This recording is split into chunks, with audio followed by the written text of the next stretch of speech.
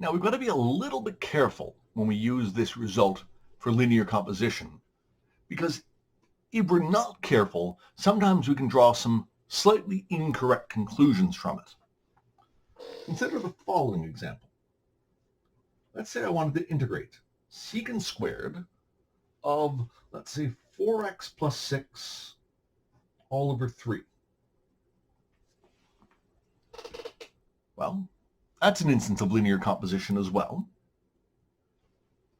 We can compare that to the corresponding common integral, which tells us that the integral of secant squared x on its own, that's tan x plus c.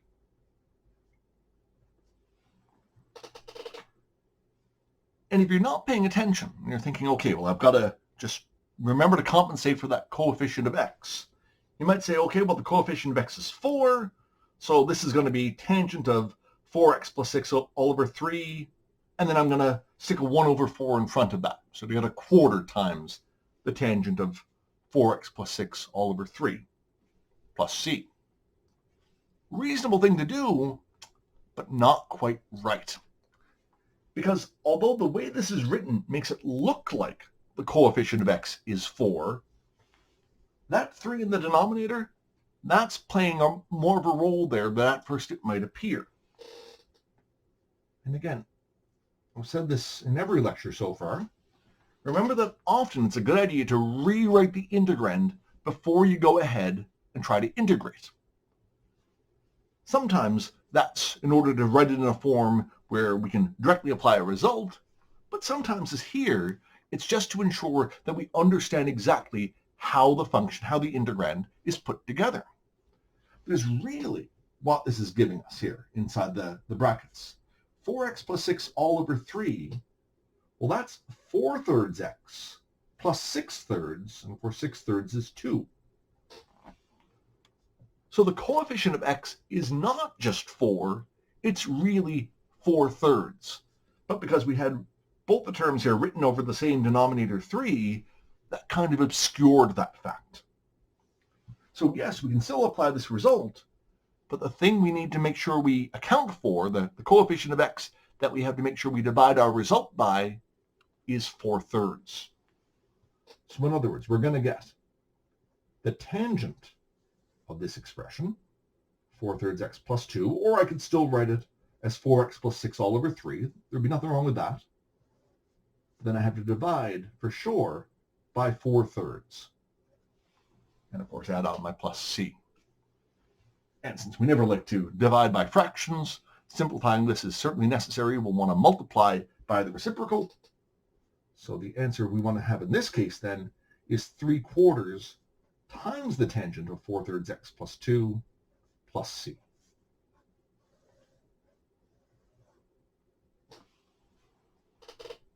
And that's another reason why checking your answer by differentiating it is always a good thing if you've got the time to do it. Because if you had overlooked that fact and you had just written this down with a 4 instead of a 4/3 in the denominator, and you checked it by differentiating, you would have realized, aha, I'm not quite getting back my original integrand, something's off here, and then hopefully that would lead you to recognizing the importance of the role being played by that denominator if it didn't come to you immediately. So we do always have to exercise a certain amount of caution when we're applying even reasonably simple results. Something else that we should discuss at this point is the notion that there's only one indefinite integral for a function. And that is a true statement. But because we have different ways to write the same function, certainly this is true of trigonometry, but it's true of lots of different mathematical expressions.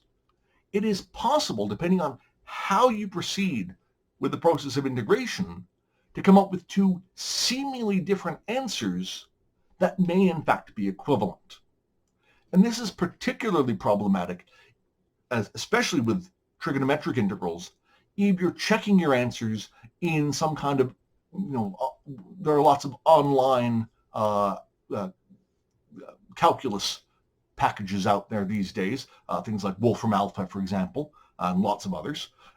This does not constitute a professional endorsement of any single piece of software. But computers don't always carry through the process of integration the way you or I would, for all kinds of different reasons. And so it's not unusual, especially as we get into slightly more complicated integrals, to do the integral yourself on a piece of paper and come up with one answer, check it in one of these solvers, and get a seemingly different answer. But in fact, there may well be a way to show that if we take your answer and manipulate it, you may well wind up with the answer that the computer came up with. It just took a non-obvious route to evaluating the integral. So for a simple example of that, let's consider the following. Let's suppose we want to integrate 1 over 1/4 x minus 3.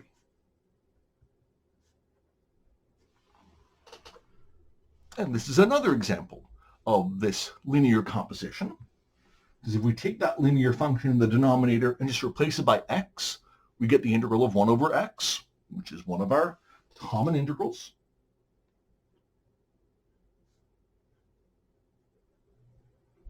And we know that's equal to the natural log of the absolute value of x plus c. So using our result here then, well, all we have to do is account for that coefficient of x, which in this case is the 1/4. So that's going to give us the natural log of the absolute value of 1/4 x minus 3. And then we'll need to divide by the quarter and, of course, add on our plus c. And we don't want to leave that as division by a quarter. Dividing by a quarter is the same as multiplying by 4. So we'll get 4 times the natural log, the absolute value of 1/4 x minus 3 plus c. And that is an entirely reasonable way to proceed, and that is the correct answer. But we've talked again and again and again about how it can be useful to rewrite the integrand before you integrate. And so you could well look at that integral and say, well, we don't like to have fractions inside fractions, especially not fractions in the denominator. So what if we first rewrote the integrand? What if we got rid of that 1/4 by multiplying top and bottom by 4, or equivalently finding the common denominator in the denominator and simplifying it would amount to the same thing.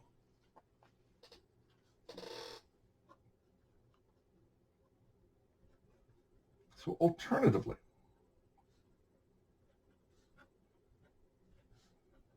we could first rewrite.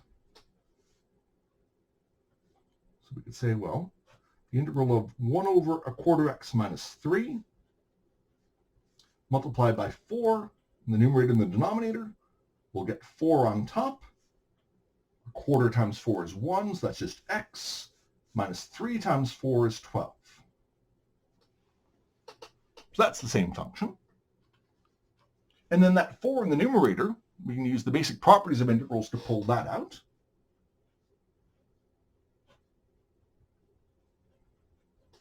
So we get 4 times the integral of just 1 over x minus 12. And that is, again, an instance of linear composition, but it's even simpler than the one that we started out with. It's still going to follow the pattern of that same integral, the integral of 1 over x. But now the coefficient of x is just 1. So then that's going to give us 4 times the natural log of the absolute value of x minus 12 divided by 1, which of course doesn't do anything. So we get 4 times the natural log of the absolute value of x minus 12 plus c. And that is also the right answer. But that answer doesn't quite seem the same as the answer we came up with up here. They're not a million miles removed from each other, but they're certainly different. But they're the integral of the same function. We just followed 2 different processes to get there.